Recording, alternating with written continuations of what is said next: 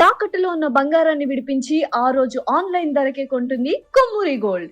నమస్తే, welcome to Suman TV. నేను పద్మిని. ప్రస్తుతంతో పాటు ప్రముఖ ఆధ్యాత్మికవేత్త, ప్రముఖ న్యూమరాలజిస్ట్, లక్ష్మీ నరసింహస్వామి ఉపాసకురాలు శ్రీమతి స్రవంతి గారు మనతో పాటు ఉన్నారు. మాట్లాడదాం. నమస్తే అక్క. నమస్తే పద్మిని. డబ్బు చాలా చాలా చిత్రమైంది అక్క. రాకపోతే లేదు లేదు లేదు అని భయపడతాం, చాలా యాంగ్షియస్గా ఫీల్ అవుతూ ఉంటాం. వచ్చిన తర్వాత దీన్ని ఎలా దాయాలి, ఇది ఏమైపోతుందో, వచ్చిన తర్వాత ఖర్చు అవుతుంది కదా, ఖర్చు అవ్వకుండా ఎందుకు ఉంటుంది, మరి అవసరాలను తీరుస్తుంది, ఖర్చు అయిపోతుందని భయం, లేకపోతే ఎలా దాచుకోవాలో అని భయం, పోతుందేమోనని భయం, భయపెడుతుంది, బాధ పెడుతుంది. ఇలా కాకుండా అసలు డబ్బు మనకు ఒక ఆనందాన్ని ఇవ్వాలి, ఫ్రీనెస్ని ఇవ్వాలి, లేకపోతే సంతోషాన్ని తీసుకురావాలి. ఎలా అక్క, ఏం చేయాలి, డబ్బుని ఎట్లా మేనేజ్ చేయాలి అసలు రావడానికి, వచ్చింది ఉండడానికి? మనం ఎప్పుడు కూడా ఖర్చు అయ్యేటప్పుడు చాలా బాధపడుతూ ఉంటాం అనమాట. ఎవరికైనా ఇవ్వాల్సి వస్తే చాలా బాధపడుతుంటాం, ప్రణాళికలు వేసుకుంటాం. మంగళవారం నాడు ఇవ్వద్దు, శుక్రవారం నాడు ఇవ్వద్దు. పనమ్మాయి జీతం శుక్రవారం నాడు ఇవ్వాలన్నా మనకి బాధే.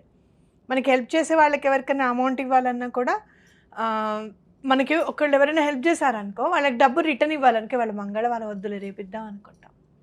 స్వార్థం చూడు, ఆ సెల్ఫిష్నెస్ అనేది ఉండకూడదు డబ్బు దగ్గర అనేది గుర్తుపెట్టుకోవాలి. ఒకటి గ్రాటిట్యూడ్ చాలా ఇంపార్టెంట్. డబ్బు నిలబడాలి అని అంటే కృతజ్ఞత అనేది ఎటువంటి పరిస్థితుల్లోనూ నీ మనసులో నిక్షిప్తమైపోయి ఉండాలి. అన్ని వేళలా గ్రాటిట్యూడ్ చాలా ఇంపార్టెంట్ మనీ విషయంలో. ఎందుకు అంటే మనీ ఈజ్ ఎనర్జీ, శక్తి. డబ్బు అంటే శక్తి.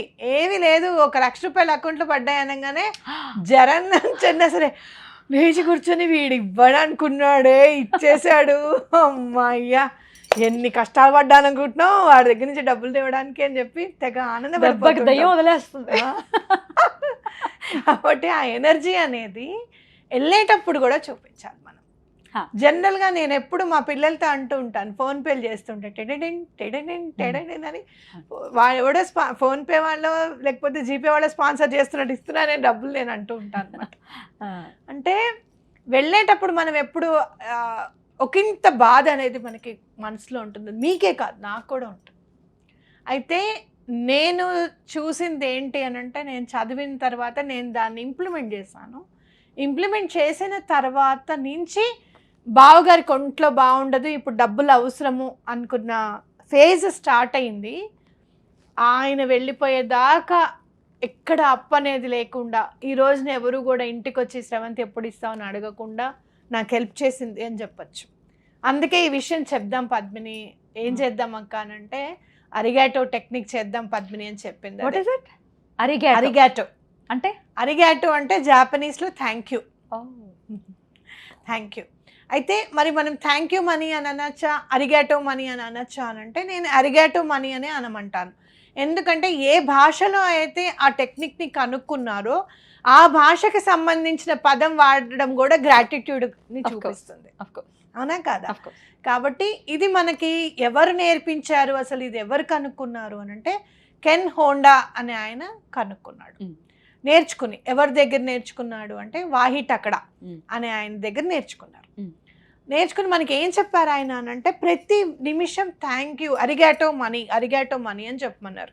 ప్రతి నిమిషం మనం ఎలా అనుసంధానమై ఉంటాం. ఇప్పుడు నేను క్యాబ్లో వచ్చాను, డబ్బులు ఇచ్చిన తర్వాత నేను అక్కడ బడంగపేట నుంచి నేను ఇక్కడికి రావడానికి నాకు హెల్ప్ చేసింది క్యాబ్, ఏ మనీ హెల్ప్ చేసింది, థ్యాంక్ యూ మనీ, అరిగాటో మనీ అని చెప్పడం.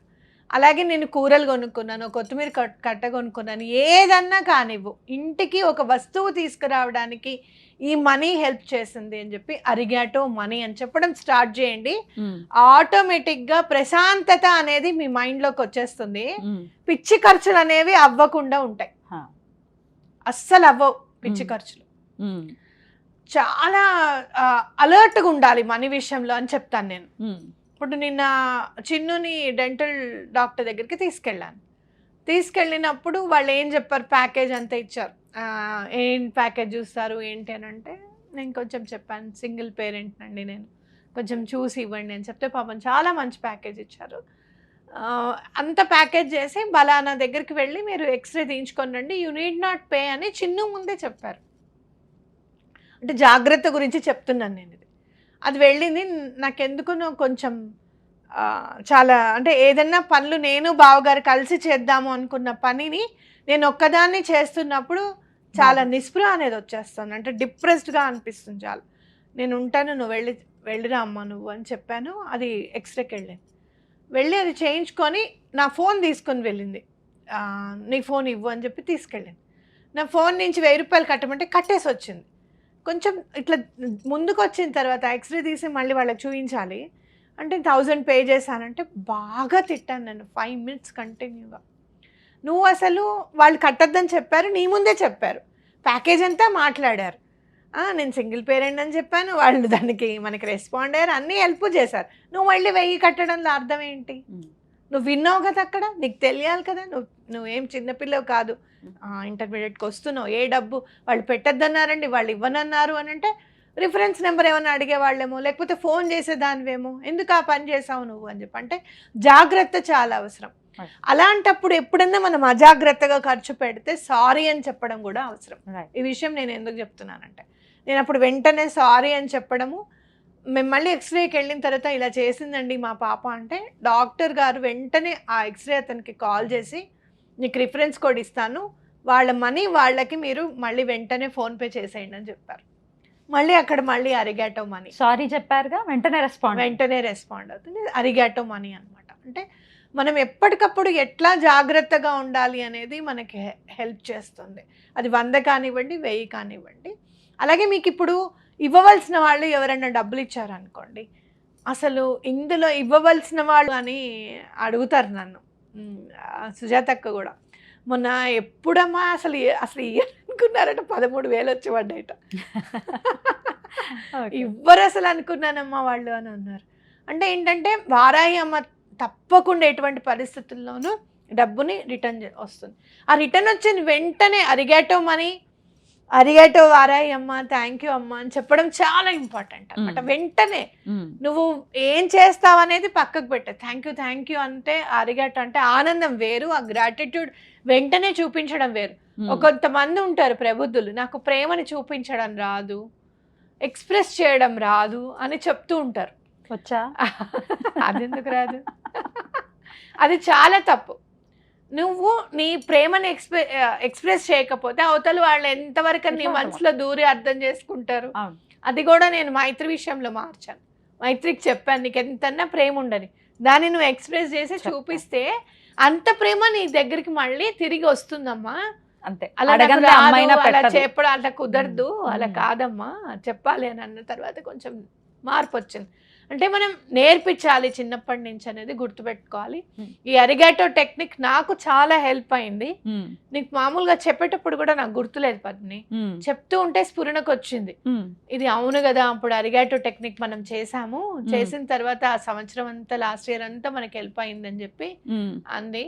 ఇందాక కూడా నీకు చెప్పాను కదా, ఇందాక నేను కొంచెం స్ట్రక్ అవుతున్నాయి అని చెప్పాను కదా, ఇప్పుడు నేను కూడా అలానే నా దగ్గరికి వచ్చినందుకు అరిగాటో అని చెప్తాను.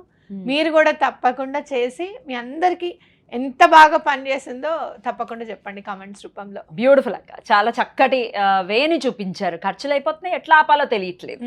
యూనివర్స్ హెల్ప్ తీసుకోవాలి అనుకున్నప్పుడు డెఫినెట్గా this is the best option అని ఖచ్చితంగా అనిపిస్తుంది. ఖచ్చితంగా అందరూ కూడా యూటిలైజ్ చేసుకోండి. చక్కగా ఖర్చు లేనటువంటి విషయాలు ఇవి నిజంగానే పెయిడ్వి, మన కోసం అడిగిన వెంటనే మీరు చెప్పేస్తూ ఉన్నారు. కృతజ్ఞతలకి మంచి జరిగిన ఒక్కొక్కసారి కామెంట్స్లో చూస్తాను కదా, మీరు చెప్పిన దాంతో మా బాబు ఎగ్జామ్ పాస్ అయ్యాడండి, మీరు చెప్పినవన్నీ చేశానండి, నావన్నీ ప్రాబ్లమ్స్ క్లియర్ అయ్యాయండి అని చెప్తూ ఉంటే కొంతమందికి ఐఐటీలో సీట్స్ వచ్చిన వాళ్ళు కూడా ఉన్నారు తెలుసా. మన స్విచ్ వర్డ్స్ యూజ్ చేసుకొని, సర్కిల్స్ యూజ్ చేసుకొని, ఫైన్ రీచ్ యూజ్ చేసుకుని పిల్లాడి ఇంటికి తిరిగి వచ్చిన ఆ బ్లెస్సింగ్స్ ఊరికే పోతాయా? కాపాడుతీ. ఫైన్ రీచ్ అనగానే నాకు చిన్న పిల్ల ఫోన్ చేసింది అని చెప్పావు చూడు, అది బాగా గుర్తుకొస్తుంది. ఇప్పుడు చెప్పిన దాని గురించే. ఆ బాబుది కాదు, చిన్న పాప ఫోన్ చేసి మా ఫ్రెండ్ మిస్ అయిందని, ఆ పాప రాసింది పేపర్ మీద, వచ్చేసింది రాత్రి కల్లా వచ్చేసింది. అది కూడా భలే గుర్తుకొస్తాయి. అట్లాంటివన్నీ కూడా చాలా బ్లెస్డ్ గా అనిపిస్తుంది. థ్యాంక్ యూ సో మచ్ అక్క. నమస్తే. అరిగాటో.